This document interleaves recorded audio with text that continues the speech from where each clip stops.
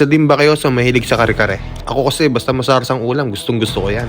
Medyo nag-crave ako sa kare-kare. Tara, samahan nyo magluto. Sa kaserola na may tubig, lagay natin ng baboy. Lempo nga palang gamit ko kasi ipiprito ko pa to Lagyan natin ng sibuyas, pamintang buo, dahon ng laurel, at patis. At bahala na kayo kung ano pa ilagay nyo. Syempre, lalagyan ko to ng paborito kong seasoning. Sa malakas na apoy, takpan na natin to para mabilis lumambot. Habang inaantay natin lumambot ang baboy, gumawa na rin tayo ng sarsa ng kare-kare. Anato powder nga pala ang gamit ko. Wala kasi ditong buto na atkwete Pagkagisa, simulan natin sa bawang. Igisa lang natin to hanggang sa mag-brown ng bawang. Pag nag-brown na ang bawang, syempre isunod na rin natin sibuyas. At sa sibuyas, entayin lang natin mag-caramelize to. Pag okay ng sibuyas, pwede na natin ilagay yung peanut butter. Sa peanut butter, hindi ko alam kung anong brand to. Kaya kahit anong brand, pwede na yan. Ganun din naman. Nga pala, maglalagay nga pala ako dito ng pinaghugasan ng bigas. Sa pangalawang hugas, wala kasi akong ginilang na bigas o malagkit Kaya ito ang gagamitin ko. Kapag medyo kumukulo-kulo na, pwede na natin ilagay mga pampalasa. Lagyan natin ng patis, pamintang durog, para mas lumasa pa ang sarsa ng ating kare-kare. Siyempre, lagyan natin to yung chok natin, hindi. Chok lang. Siyempre, ng pork cubes. And then, siyempre, samahan yun ng paborito yung seasoning. Okay na yan. Siyempre, malasa na yan. At pag kumulo na, pwede na natin itong lagyan ng slurry or ng cornstarch. Ang gusto kasi natin sa sarsa ng kare-kare, syempre yung malapot Katulad ba ng ganito? O diba?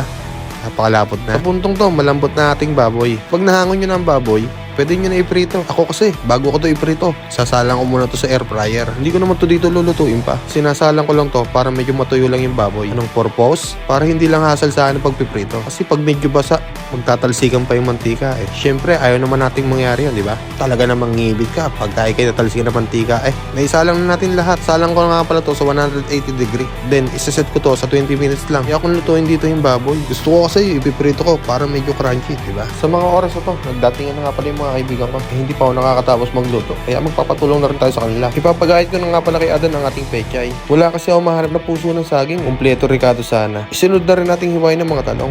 Buti na lang nandiyan si Adan. Siya kasi nakakatulong ko pag nagluluto ako dito. Lalo na pag may mga nagpapaluto sa dormitory. Saktong day off niya. Mati, tutulong yan. Hiwain na rin natin ng mga sitaw. Sa puntong to, okay na siguro yung pinatuyo natin baboy. O diba? Napakaganda.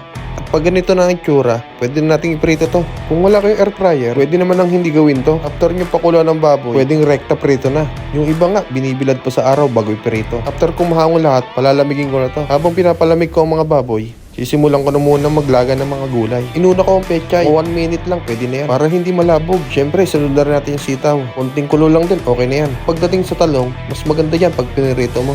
After natin maprito yan, syempre, isunod na rin natin yung mga baboy. Sa mainit na mantika, ano ko nilulublog? Yung balat ng baboy. Pinapalabas ko muna kasi yung pagka-crispy niya bago ilatag yung baboy. Katulad ito, diba? Crispy na. Mas okay kasi yung ganun Yung malutong pag inunguya mo. Yung ang crunchy niya. Ganun lang. Iprito lang natin lahat to. Ito na nga pala yung mga naprito ko. Siyempre, kasunod niyan, plating na. Hindi ako marunong. Kaya nag-suggest si paring Joven, siya na daw. Ganyan daw kasi yung mga trabaho niya sa 5-star motel Motel ha, hindi hotel. Doon daw sa may pulang building, yung logo ibaba ay Japanese na may hawak na pamaypay. Nako, iba yata piniplating ng paring Joven ko doon Patay. Ito na, ang pinalabasan ng plating niya. Pwede na nga naman, di ba? After may latag ang mga gulay, syempre, hindi mawawala dito ang alamang, di ba? Yan ang magpapakompleto. Ano pa bang kasunod nito? I-montage na plating by Joven Ocampo. Tananana! Tananana! Tananana! Tananana! Tananana!